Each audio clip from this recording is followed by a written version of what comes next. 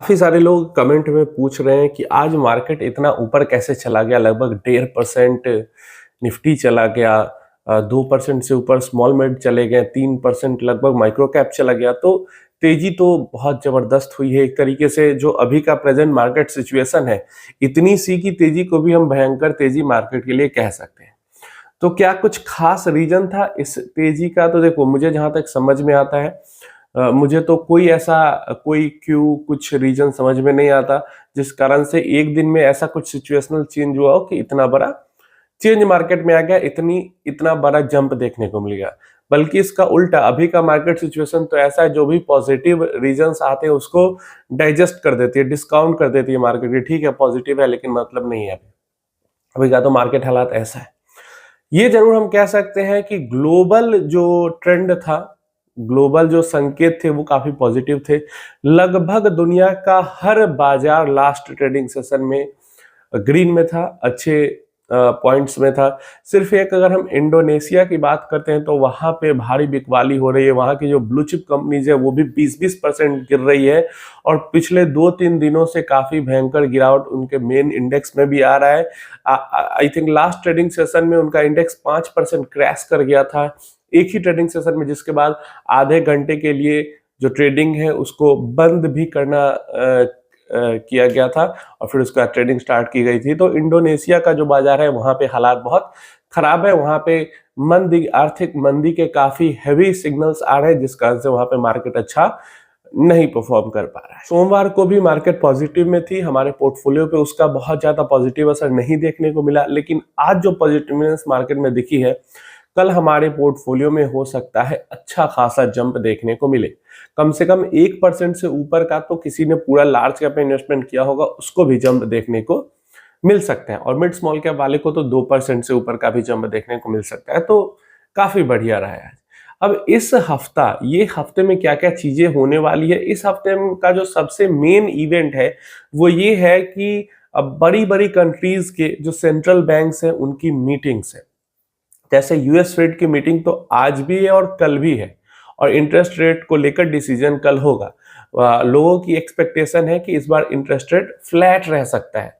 तो अगर फ्लैट रहा कोई दिक्कत नहीं है, घटने की उम्मीद नहीं है तो नहीं भी घटेगा तो कोई दिक्कत नहीं है। लेकिन अगर इंटरेस्ट रेट बढ़ेगा, जो कि नहीं बढ़ना चाहिए, बिल्कुल मतलब हो ही नहीं सकता कि बढ़ेगा, तो वो मार्केट के लिए निगेटिव काम करेगा। तो एक्सपेक्टेशन फ्लैट है, तो फ्लैट रहेगा तो कोई दिक्कत नहीं है। देन बैंक ऑफ इंग्लैंड की भी मीटिंग है, बैंक ऑफ जापान की भी मीटिंग है। इन सब की मीटिंग्स इसी वीक में है। इंटरेस्ट रेट को लेकर डिसीजन सारे जगह पे इस वीक में होगा। तो ये एक बड़ा इवेंट इस वीक में जरूर है। इसके अलावा प्रेजेंट सिचुएशन में मुझे कोई रीजन नहीं दिखता। जो भी सारे रीजंस हैं वो पहले से मार्केट के नोन रीजन है, कुछ भी अननोन वाली चीज अभी मार्केट के अंदर में नहीं है। और यही चीजें सब आप देखते हो तो आपको समझ में आता है कि मार्केट कितना ज्यादा उल्टा बिहेव करता है। अभी वॉरेन बफे को लेकर भी बहुत बातें हो रही हैं कि वॉरेन बफे साहब इतना कैश होल्ड करके क्यों बैठे हो। भाई वो आज से कैश, ठीक है अभी रिसेंट में उन्होंने कुछ स्टॉक्स सेल करके कैश के लेवल्स बढ़ाए हैं, लेकिन पीछे वो 10 साल 20 साल से कैश बहुत ज्यादा, और ऑलमोस्ट पिछले 10 साल से तो बहुत ही ज्यादा कैश होल्ड करके बैठे हुए हैं। इवन 2020 का जो क्रैश आया था उसके बाद भी उन्होंने कोई मेजर इन्वेस्टमेंट नहीं की। 2020 का जो ग्लोबल क्रैश आया उसमें भी उन्होंने मेजर इन्वेस्टमेंट नहीं की, वहां पे भी वो कैश होल्ड करके बैठे हुए थे। वहां पे भी लोग यही बात कर रहे थे। 2020 क्रैश के बाद जो रिकवरी आ रही थी वहां पे एक बहुत बड़ा ये हॉट टॉपिक था कि वॉरेन बफे इन्वेस्टमेंट क्यों नहीं कर रहे हैं। और मैं बता देता हूं, जैसे इंडिया के राकेश झुनझुनवाला है, वैसे ही एक तरीके से समझ सकती है यूएस के वॉरेन बफे। राकेश झुनझुनवाला जी ने इंटरव्यू में अपने बोला था 2020 क्रैश के दौरान, मैंने सुना, मैंने देखा लाइव उनको ऐसे सुनते हुए, कि इस बार ऐसी रैली आएगी जैसे इंडिया में पहले कभी नहीं आई, ऐसी जबरदस्त रैली आएगी। तो उनका प्रेडिक्शन सही हुआ, लेकिन वॉरेन बफे साहब ने इन्वेस्टमेंट नहीं किया। वो बियरिश एक तरीके से ग्रुप में ही थे। 2020 क्रैश के बाद की रिकवरी वाले फेज में उन्होंने कोई उसको एंजॉय नहीं किया। पूरी की पूरी रैली उन्होंने मिस की है वहां पे। मैं ये नहीं कह रहा कि वो इन्वेस्टर अच्छे नहीं, भाई मैं कैसे बोल सकता हूँ वो कहाँ मैं कहाँ, मैं बस बता रहा हूँ कि उस टाइम पे भी वो कैश पे बैठे हुए थे, इस टाइम पे भी वो कैश पे बैठे हुए हैं। देखो उनके कैश एक तरीके से उनका एज फैक्टर भी हो जाता है बहुत ज्यादा कैश पर बैठने का, कि वो बहुत ज्यादा रिस्क लेके इतना मतलब सब कुछ बड़ा किया और एंड में आके कोई गलत कॉल लेके अपना वो खराब नहीं करना चाहते रेपुटेशन। ये भी हो सकता है कि अब 94 95 के हो ही चुके हैं, तो बस एंड में आके कुछ गलत कॉल लेके अपनी रेपुटेशन खराब ना करें। ये एक बहुत बड़ा फैक्टर हो सकता है जिसके कारण वो कैश पे बहुत ज्यादा बैठे। तो ये चीजें हैं, तो मार्केट को तो अभी भी लेकर निगेटिव बहुत सारी चीजें बातें हो रही है। वैसे मार्केट पॉजिटिव जंप कर जाए, जबकि इतनी अच्छी अच्छी चीजें हुई तो उसने मार्केट ने पॉजिटिवनेस नहीं दिखाई। तो यही है मार्केट का टर्बुलेंस, यही है मार्केट की वॉलेटिलिटी, जिसको झेलना पड़ता है एक इन्वेस्टर को। और मुझे लगता है वही 99% जो इन्वेस्टर हैं वो यहाँ पे सिर्फ पेशेंस के साथ ही पैसा बना सकते हैं, और जो 1% ट्रेडर हैं वो तो अच्छा बना ही रहे हैं। और ये जो कहा जाता है इम्पेशेंट से पेशेंट के पास पैसा मार्केट ट्रांसफर करती है, इसी रीजन से कहा जाता है। अमेरिकन मार्केट्स की भी बात करते हैं तो पिछले 1-2 महीने से हालात बहुत खराब थे, लेकिन पिछले 2-3 ट्रेडिंग सेशंस में चाहे हम डाउ जोन्स की बात करें या फिर नैस्डैक 100 की बात करें, जबरदस्त रिकवरी हमें वहां पे भी देखने को मिली है। और बहुत ज्यादा टाइम पे हमें ये देखने को मिलता है कि हमारी जो इंडियन मार्केट्स है वो अमेरिकन मार्केट्स को फॉलो करने की कोशिश करती है मैक्सिमम सिचुएशन में। अब हमेशा नहीं कर पाती है, लेकिन ज्यादातर टाइम पे फॉलो करने की कोशिश करती है। और कोई भी मार्केट हो ग्लोबल ट्रेंड के साथ उसको थोड़ा बहुत अलाइन होना पड़ता है। तो ये हो सकता है आज की मार्केट की पॉजिटिवनेस के कारण।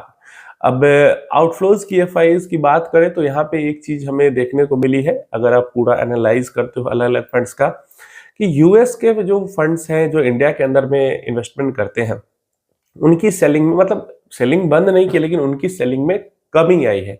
अभी जो सबसे ज्यादा सेलिंग कर रहा है एफआईए इंडिया के अंदर में वो है Japanese funds and UK, England के जो फंड्स है, ये दोनों फंड्स काफी ज्यादा सेलिंग इंडिया के अंदर में कर रहे हैं।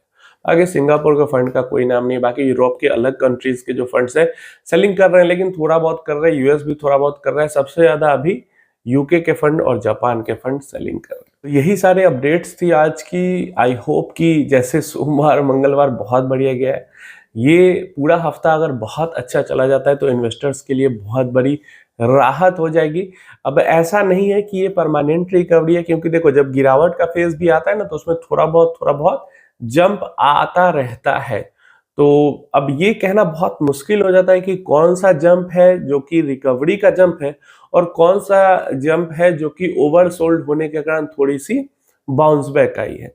तो ये कहना नामुमकिन के बराबर होता है। कोई अगर कहता है कि मैं ये जानता हूं तो वो भाई झूठा इंसान ही हो सकता है, नहीं तो ये नामुमकिन के बराबर ही है कहना कि कहां से मार्केट रिबाउंड करेगा। लेकिन ये जरूर कोई एक आम इंसान भी अंदाजा लगा सकता है कि अगर 20-25% गिरा है अलग अलग इंडेक्सेस तो बहुत ज्यादा करेक्शन हो गई है।